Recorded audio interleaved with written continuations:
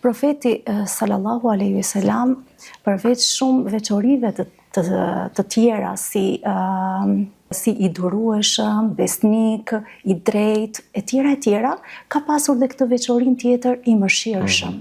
Madje citohet në Kuranin famlart, ku thuhet ne nuk të dërguam ty veç se mëshirë për botët.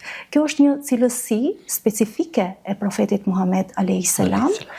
Që përmendet posaçërisht për të, domethënë.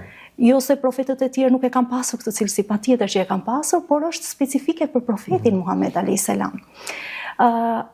E gjithë rruga e tij, misioni i tij, jeta, veprimtaria e tij përfshihet, me këtë cilësi. Ai ishte i mëshirshëm.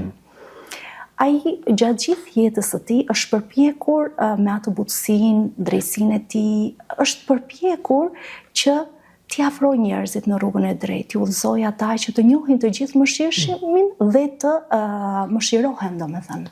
Dhe është përpjekur saqë përmendet edhe në Kuranin famlart, ku thuhet ti gati sa nuk e shkatërrove veten tënde, veç se për t'i udhëzuar ata. Domethënë, aq shumë ka vuajtur profeti i nderuar që njerëzit të gjejnë të gjithë mëshirshmin.